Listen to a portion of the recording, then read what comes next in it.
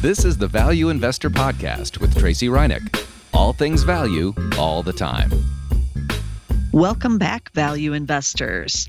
So I was doing a podcast this week on the Market Edge on the other podcast with Nina Mishra, who is our director of ETF research here at Zacks. And we were taking a look at the S&P 500 index ETFs. And I do recommend that podcast if you are kind of out there thinking, which of these S&P 500 indexes should I buy? What's the difference between them all? We covered all of those questions on that podcast.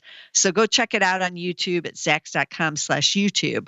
But as we were doing the show, we were looking at the holdings that are now in the S&P 500. This is not the equal weighted one. This is the market cap versions. And so obviously the biggest stocks, the $1 trillion stocks, those are the ones that are heavily weighted up at the top. And that's where we've gotten the Magnificent Seven from. So we ditched FANG and we ditched FANG Men. FANG Men and FANG have been ditched, and we got the Mag 7 because these were the top 7 heavily weighted stocks in the S&P 500. And so that's included Microsoft, Apple, Nvidia, Amazon, Meta, and then Tesla was added in there. But what was I surprised to see when we were doing this podcast, when we took a look at the holdings now in April 2024, was that Tesla is no longer in the top 10. The stock has fallen enough, down at one point nearly 50%, I think, year to date here in 2024.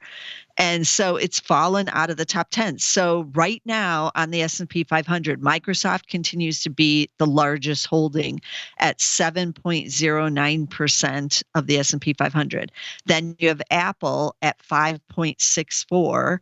Nvidia's number 3, that's kind of amazing, at 5.06. Then you have Amazon at 3.74%, Meta's at 2.4, and then Google is split up into 2, so it would really be higher than Meta and maybe right around the Amazon level because Google, has those 2 tickers. So it's GOOGL is 2.02% and GOOG is 1.7%. And so I'm putting those are the 6th and the 8th largest positions. Then number 9 is Eli Lilly. They're at 1.4%. And then you have Broadcom at 1.3%. But what is number 7 now that's in there? It's no longer Tesla. I was surprised, but I really shouldn't have been, but I was surprised to see that it is us value investors' favorite stock, or at least for many of you, I know you own it, and it is Warren Buffett's Berkshire Hathaway, now at number 7 at 1.7%. So it's kind of matching with the second Google ticker in there at 7.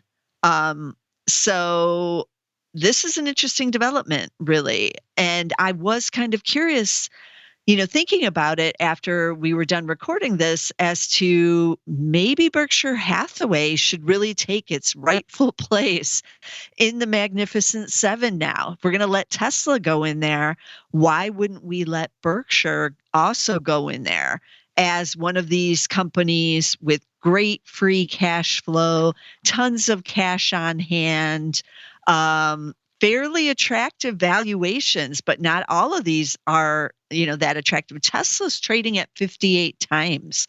And actually its free cash flow and some of its other, fundamentals aren't even that great compared to Berkshire Hathaway.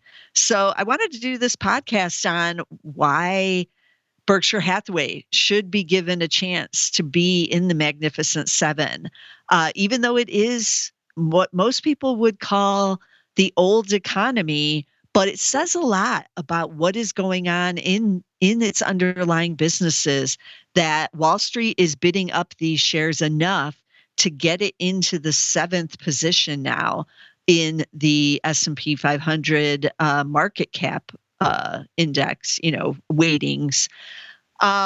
So I was just kind of looking around at how does it compare just on a valuation basis with some of these other peers that would be in the Mag 7. So I decided to compare it to Alphabet because it's one of the cheapest of the Mag 7s now, unless we include Berkshire Hathaway.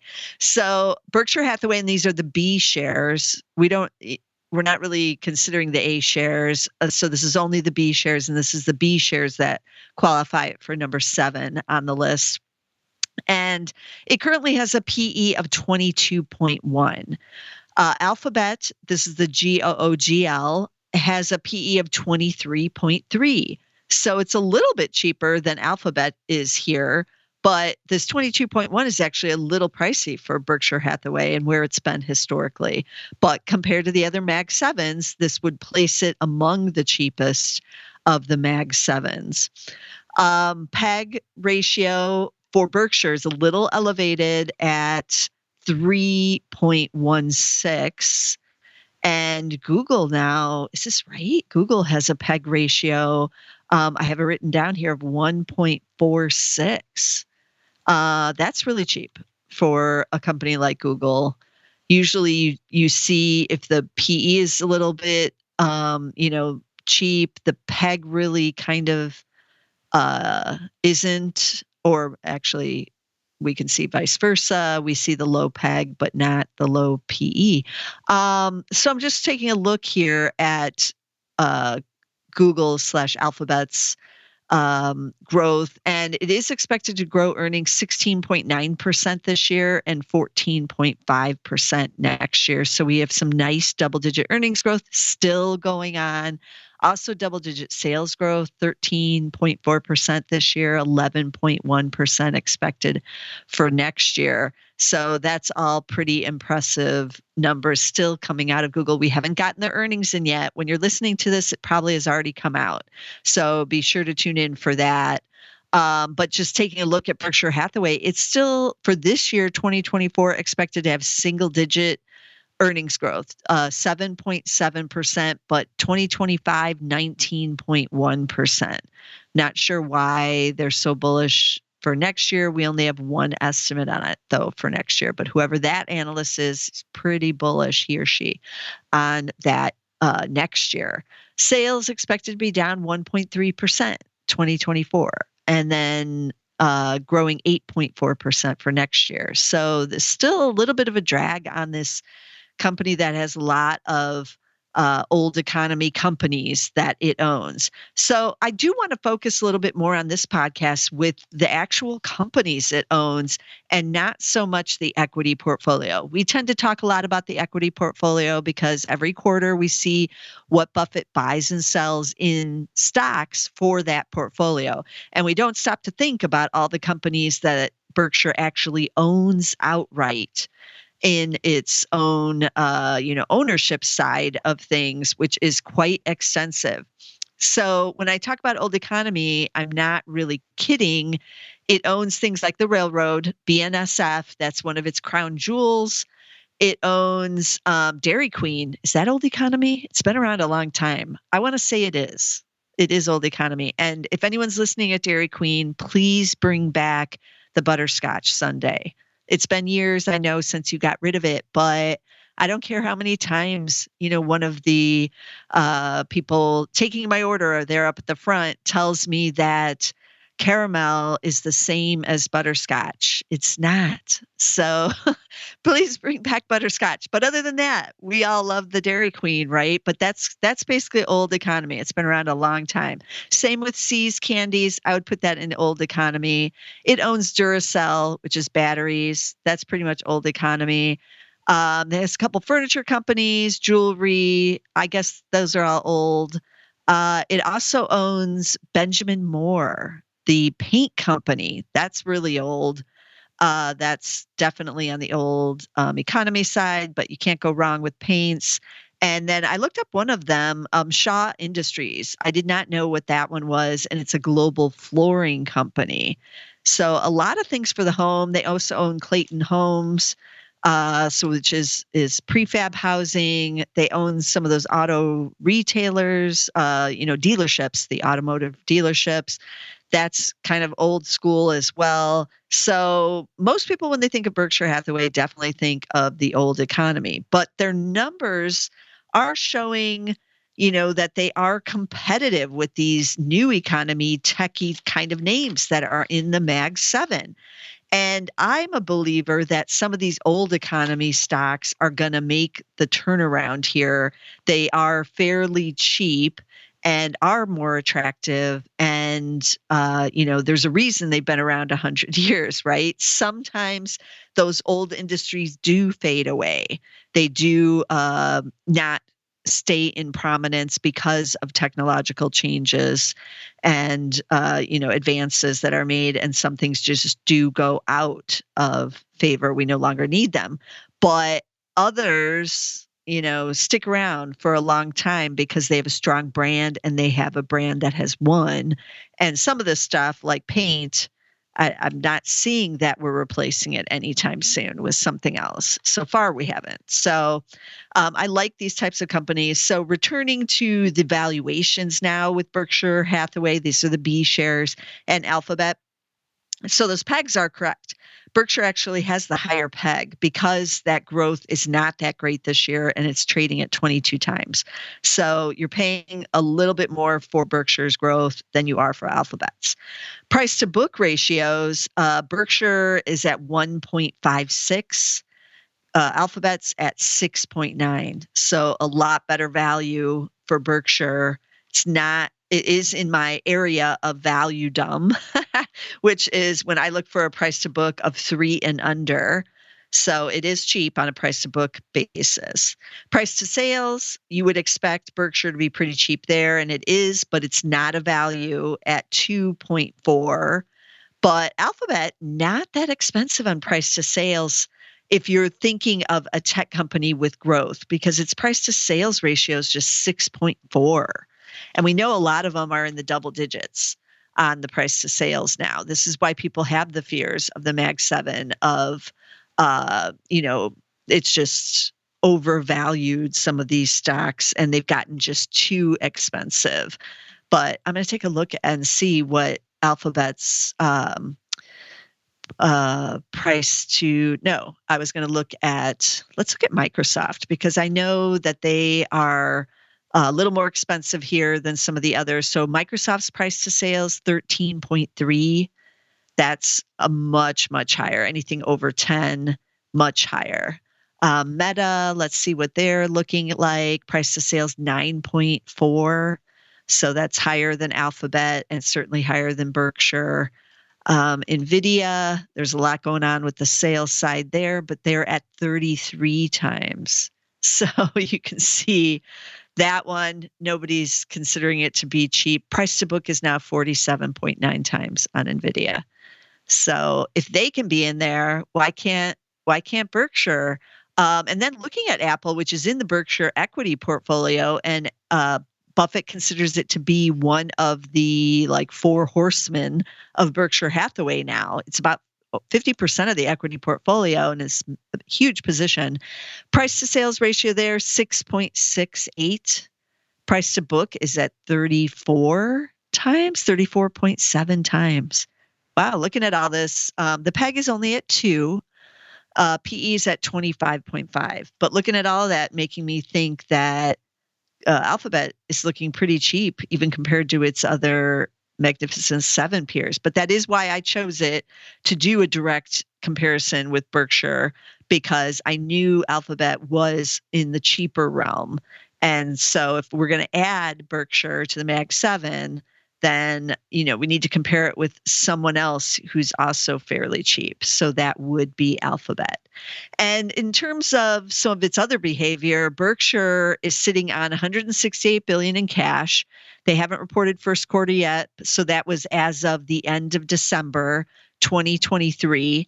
It also repurchased 9.2 billion shares in 2023. It does not pay a dividend. Alphabet does not pay a dividend either, but Alphabet has a huge, massive, I think it's 70 billion share repurchase plan. I don't think it necessarily did all of that last year. I'd have to go and check, and we're waiting on their earnings for first quarter so that I can kind of see what's going on with their share repurchases as well.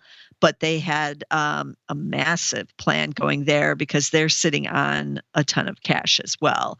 So Berkshire fits in there. If you removed the tickers and we're just kind of looking at PEs, PEGs, price to book, price to sales, even price to cash flow, and then you were told how much cash they have, how much stock they repurchase, you would not guess Berkshire.B. You would probably guess, oh, is this Alphabet or is this Apple or even Meta? Maybe Microsoft. I think Meta it doesn't have over 100 billion, does it? It doesn't have quite as much cash at Meta. So maybe you would guess it was Microsoft with these numbers. How about performance? Let's take a look at that. So over the last year, Berkshire.B shares are up 25.3%. And it did touch new all-time highs earlier this year in 2024, and then it's weakened a bit and pulled back a little bit, but still kind of hanging out up there. Alphabet is at new highs, and 1 year up 50.1% for Alphabet. Some of the others not quite as bullish. Apple in particular, not quite as bullish. We know what NVIDIA is doing. That one has been off to the races, so even more bullish there. But again, if you weren't really paying attention to who was who, you might not be able to guess who is Berkshire in these numbers. So what is going on with some of the underlying companies and the old economy? It's so hard to get a handle on Berkshire because it's sitting on all this cash. It has this huge equity portfolio, which he keeps buying and selling things for, but certainly buying. He's getting dividend payouts from those companies in the equity portfolio. Some of the companies in the main portfolio that he owns outright are also generating quite a bit of free cash flow. So that's helpful too, but we don't really know specifics unless he deems it necessary to tell us. So what is a company like Benjamin Moore doing behind the scenes? Well, the only way we can kind of tell is by looking at the paint companies that are public. And there's a couple of them. So Sherwin-Williams is the big one, ticker SHW. It is a favorite of mine, and I currently own it in the insider trader portfolio. We've owned it a number of months, but we are selling out of it. Why are we selling out of it? Because some of their business has slowed. And they said in their first quarter that sales at the consumer brand segment, so they also have the professional side, but the consumer brand, which is like do it yourself, it's you or I going to the paint store, the Sherwin-Williams store, buying the paint because we want to repaint our dining room or our living room or that bathroom that really needs it. And those fell 7% in the first quarter, those sales. And that's because home sales are down, even though prices remain elevated in many cities. There's just less inventory out there that's leading to less sales. And so you have a lot fewer people moving into the new house where they need to repaint everything. So that's really impacting, as well as maybe we're just a little painted out here. We painted out a lot during the pandemic, and people have repainted the dining room maybe just a year or two ago, maybe 3 years ago, and they're not seeing the need to do it again right now. And so they're cutting back in those areas. So Sherwin-Williams has revised guidance, I believe, lower now. So those shares have sold off a bit here. They're not that cheap, trading at 26 times, which is higher than Berkshire Hathaway, with a PEG of 2.4. Dividend is yielding around 1%, however. I don't consider this to be like a turnaround story per se, but I felt like Sherwin-Williams shares have just gotten a little too pricey for my blood here. We've been taking some profit off the table over the last couple of months, slowly in the insider trader. And now we're going to exit this position because it may take a couple of quarters for the consumers to turn around. We need housing sales to rebound considerably, and they will. Once we get some rate cuts, you're going to get more people out there buying, and the builders are trying to build as fast as they can as well on that front. So I'm kind of going to the sidelines, I guess, on Sherwin-Williams. Another one that is publicly traded is Behr Paint. We see them all the time. I think they're at Home Depot. They're owned by Masco Corporation, and their ticker is MAS. M as in Mary, A as in Adam, S as in Sam. And Masco also does plumbing. I think they still do cabinets, and those would be like for kitchens and whatnot. But they definitely have Behr Paint. And for them, they did report first quarter as well, and they had volumes falling. It was down 4% in the first quarter, and they don't see any restoration of volumes happening yet. And that's just not as many people are buying the paint. They're just not. And they do expect Behr Paint to be down slightly in the first half of this year. So the weakness to continue in the second quarter. Now, Masco's cheaper than Sherwin-Williams here. It's actually Zach's number 2 rank, which is the buy. And its PE is of 17.8. PEG is at 2.3, and it does pay a dividend yielding 1.6%. But once you think more homes are going to be sold out there, and that part of the housing industry is going to pick up, which it will eventually, the demand is definitely there, then a company like Masco or even Sherwin-Williams, any of these bank companies will see much better numbers. Another thing I took a look at, as I mentioned about Shaw Industries, that they're a global flooring company. I thought I'd be like, oh, I know a flooring company that's like Armstrong Floors. But then I looked up Armstrong World Industries, ticker AWI, and they are ceiling and wall system solutions. So maybe there's another Armstrong, or they spun it off, or I don't know what happened, because I thought it used to be the flooring guys were Armstrong World Industries, but maybe not. Could be a different Armstrong. Or they got bought out and changed their name. I'm not sure. But this one was intriguing too. And this seems like it would be a Berkshire company, kind of old school, but the ceiling and wall system solutions are for like healthcare facilities, classrooms, lobbies, like an airport lobby kind of area. With the soaring ceilings, they have to have things that absorb sound, and the lighting has to be done correct. And so a lot of it's for sound dampening and beautification of these spaces, but they also do residential as well. And they're also a number 2. They haven't reported yet. PE is at 20.3, a PEG of 1.8. And they too pay a dividend of about 1%. So those are just a couple of other kind of related old economy stocks I thought I'd take a quick look at to see how cheap these were, so that we can get some ideas about what's going on in Berkshire's, main portfolio. Because unless they tell us, and sometimes they do, we really don't have a good grasp about what's going on. So for Dairy Queen, what's happening with their sales of their sundaes? Are people boycotting because there's no butterscotch? I don't think so, because they got rid of it a number of years ago and never brought it back.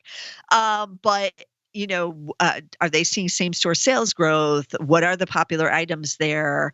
Are they gaining traction on any kind of social media platforms?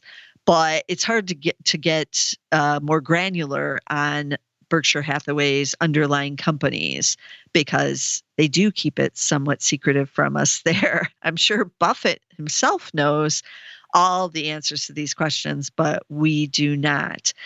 We can get some ideas, though, like with BNSF Railroad. You can take a look at Union Pacific, ticker UNP, or CSX, ticker CSX, because what's happening with, the freight industry and coal and autos, consumer goods is going to be somewhat similar across the board. But only somewhat, because they are on different routes and have different pluses and minuses. Here in the Midwest, we are pretty familiar with BNSF because it does go through Chicago here, and they own prominent track lines here in Chicago. So we always see the BNSF trains, and the Metro line is operated through BNSF on their tracks here. And it says BNSF on the side of the commuter trains here. So So what is my outtake here on Berkshire being in the Mag 7? I think they qualify. I think now that Tesla's been kicked out, that we should consider putting Berkshire Hathaway in the Magnificent Seven. It has the similar valuations. It has similar share buybacks, cash holdings. It is in the top 10 and in the 7th position of largest in the S&P 500. And one other thing that it does share in common with a lot of these other companies that are up at the top here are the iconic or visionary CEO. All the others do not have a CEO in his 90s, but Elon Musk, if we swap him out with Warren Buffett as the CEO, that's not such a bad thing, I don't think. But some of the others, obviously have big names or have recently had some bigger names, taking over with Amazon, with Jassy taking over the helm there. We still have Zuckerberg at Meta Platforms, however. And then we have Jensen Huang, of course, at NVIDIA. So it seems to fit the profile. And I'm putting out a campaign now to get Berkshire Hathaway in the Magnificent Seven. And there is an ETF that just tracks the Mag 7. So they would have to swap out Tesla with Berkshire Hathaway in there. But to me, that might be a better choice here. So let me recap the tickers I talked about on this week's episode of The Value Investors. Unusual to be talking about Mag 7, right? When we're talking about value stocks, but Berkshire Hathaway is looking intriguing here. So Berkshire Hathaway, that ticker is BRK. It's either .B or /B on most of the stock trading sites, because there are also the A shares. So they differentiate it with a period or a dash, depending on the site. Then we had Alphabet, we compared it to, which is GOOGL. My own Alphabet, my own personal portfolio. I also own Microsoft and Amazon out of these. Then we talked about Sherwin-Williams, the paint company, ticker SHW. I don't own it, but Insider Trader does for right now, but we're probably selling it shortly. Masco is also another fairly cheap stock with that P of 17.8, and they own Behr and other products that go into homes. Ticker M as in Mary, A as in Adam, S as in Sam. And then Armstrong World Industries is A as in Adam, W as in Wayne, I as in IHOP. AWI is the ticker there, and they are the ceiling and wall system solutions type company. There's always some intriguing companies, if you bother to scroll deeper, take a look at what is going on there, like we just did even with Berkshire Hathaway. Know what you own if you own Berkshire Hathaway. It's not just the equity portfolio. It's not just Apple, Chevron and Occidental and Bank of America. It is Duracell. It is Benjamin Moore. It is BNSF, Dairy Queen, See's Candies, Shaw Industries, the global flooring company. It's all of these. So do your homework as always, but someone should consider adding Berkshire Hathaway to the Mag 7. I am standing by my views on this for now. And as always, you want to be sure to subscribe so you don't miss a single episode of the Value Investor Podcast. Who knows what we'll be talking about next? A couple of weeks ago, we talked about how Berkshire should buy Alphabet into the equity portfolio over there. Maybe my wish will come true there as well. And then Berkshire itself will own a bunch of the Mag 7s within its equity portfolio. Now, that would be a weird kind of system. It's in the Mag 7, and then it owns all of the Mag 7 in there. It currently owns Apple and Amazon. So if it were to add Alphabet, it would at least have 3 out of the 7, and then itself, of course, which it is buying back shares. So going around in circles now, and we can do that. But you want to subscribe. Get us on Apple Podcasts. Get us on Spotify. Get us on YouTube. The audio podcasts are on YouTube on our own special Zach's podcast page. Just put in Zach's podcast. You'll get us. You'll find the ETF podcast there, as well as Value Investor and John Blank's monthly the Global Insights podcasts are also there, but be sure to get us somewhere, and I'll see you again next week with some more value stocks. This material is being provided for informational purposes only, and nothing herein constitutes investment, legal, accounting, or tax advice, or a recommendation to buy, sell, or hold a security. Do not act or rely upon the information and advice given in this podcast without seeking the services of competent and professional legal, tax, or accounting counsel. Publication and distribution of this podcast is not intended to create, and the information contained herein does not constitute an attorney-client relationship. No recommendation or advice is being given as to whether any investment or strategy is suitable for a particular investor. It should not be assumed that any investments in securities, companies, sectors, or markets identified and described were or will be profitable. All information is current as of the date herein and is subject to change without notice. Any views or opinions expressed may not reflect those of Zacks Investment Research as a whole.